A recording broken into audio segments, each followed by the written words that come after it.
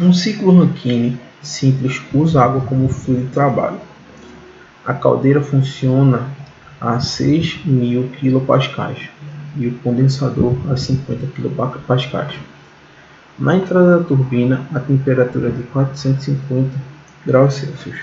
A eficiência isentrópica da turbina é de 94%. As perdas de pressão da bomba são desprezíveis e a água que sai do condensador é sub-resfriada em 6,3 graus Celsius.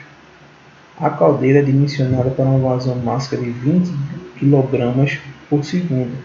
Daí então temos que determinar a taxa na qual o calor é adicionado à caldeira, a potência necessária para operar as bombas, a potência útil produzida pelo ciclo e a eficiência isentrópica.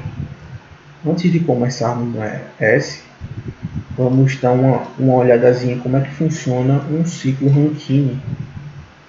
Um ciclo Rankine é basicamente composto por uma caldeira, uma turbina, um condensador e uma bomba. Uma caldeira que recebe calor, uma turbina que gera trabalho, um condensador que tira calor do sistema e uma bomba que recebe trabalho. Nesse tipo de sistema temos alguns pontos que são pertinentes que ajudarão na conclusão da nossa solução. Temos que o processo da turbina é isoentrópico, ou seja, a entropia que entra é igual à entropia que se dá saída da turbina.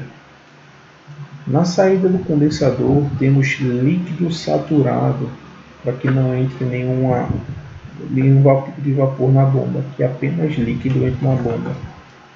O processo da bomba é incompressível, ou seja, o volume específico depois da bomba é igual ao volume específico antes da bomba.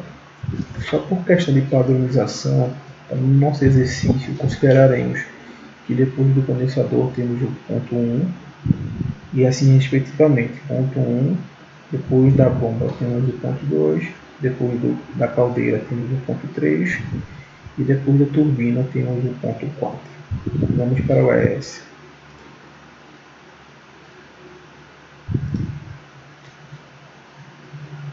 Colocamos como input aqui algumas informações que o enunciado tinha nos dado.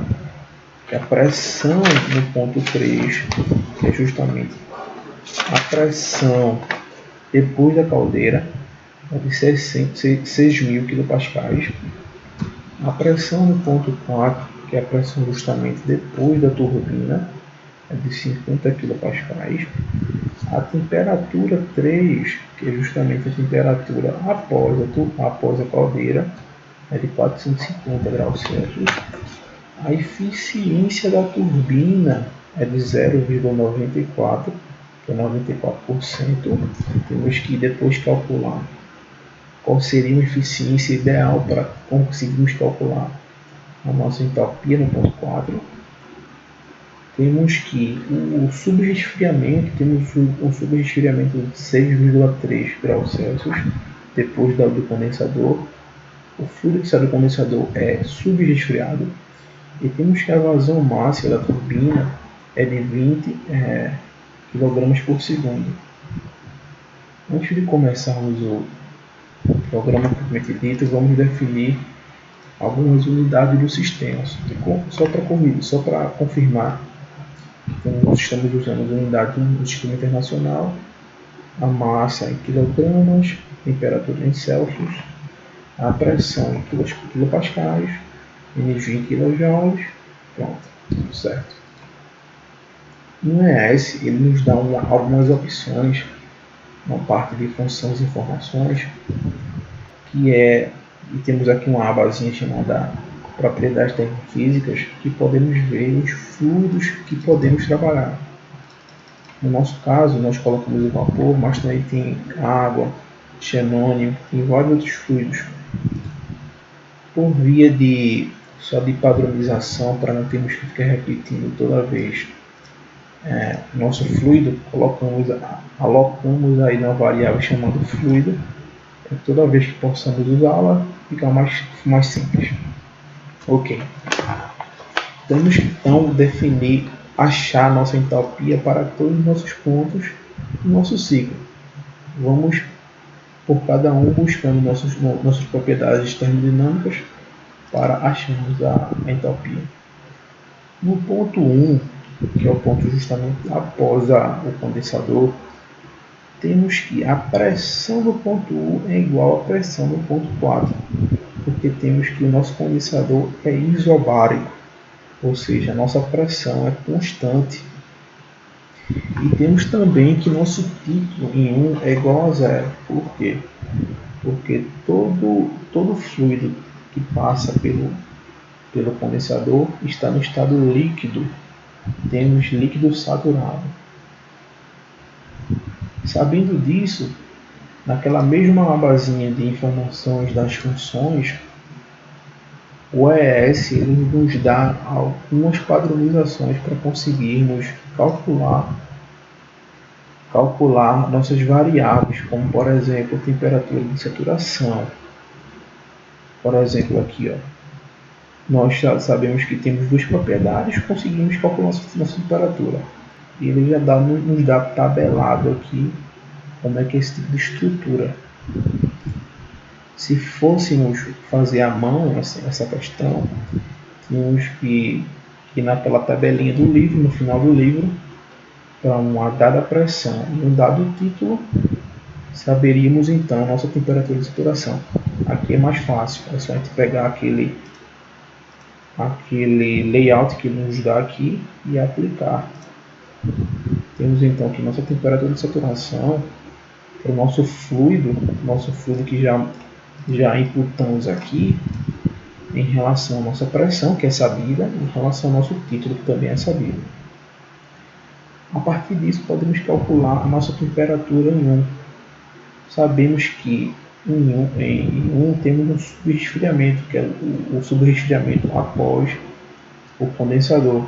Ou seja, nossa temperatura em 1 vai ser a temperatura de saturação que calculamos aqui, menos a temperatura do subresfriamento, que é de 6,3. A partir disso, nós já temos nossa temperatura e nosso título, podemos calcular a nossa entalpia.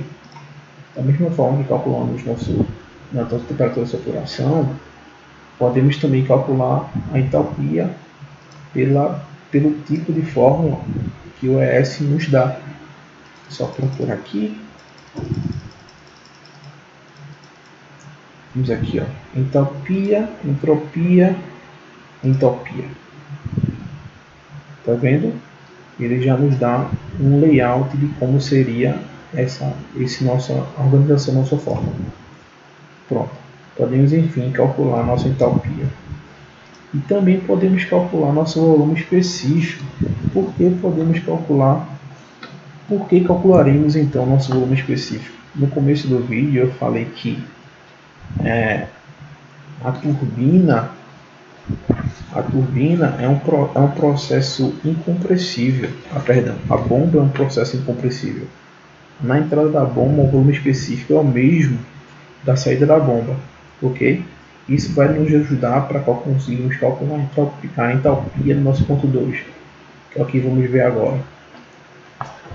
No ponto 2, que é o ponto após a nossa bomba, temos que a pressão do ponto 2 é igual à pressão do ponto 3. Por quê? Porque a caldeira também é isobárica. Temos que a pressão após a caldeira é igual à pressão antes da caldeira. Ok?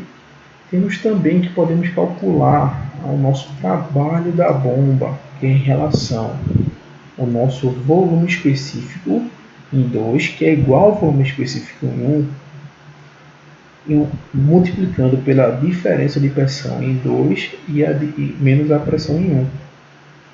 Para que calcularmos isso? Porque a nossa entalpia, nós conseguimos calcular a entalpia como uma soma da entalpia em 1, do ponto 1, que já temos aqui, mais o trabalho realizado pela bomba. Vamos então para o ponto 3. No ponto 3 temos várias informações, como a pressão do ponto 3 e a temperatura no ponto 3. Com essas duas informações, nós podemos calcular a entalpia para o fluido, para dado fluido, no ponto 3, com a temperatura 3, e a entropia naquele determinado fluido para a temperatura 3 e a pressão 3 e a temperatura 3. Ok, por que calcularmos a entropia no ponto 3? Porque através dessa entropia, lá no começo do enunciado, o problema diz que temos uma eficiência da turbina. Deixa eu voltar lá. A eficiência isentrópica da turbina. O ideal seria que tivéssemos 100%. Mas como temos 94%, temos uma percazinha, nós temos que calcular.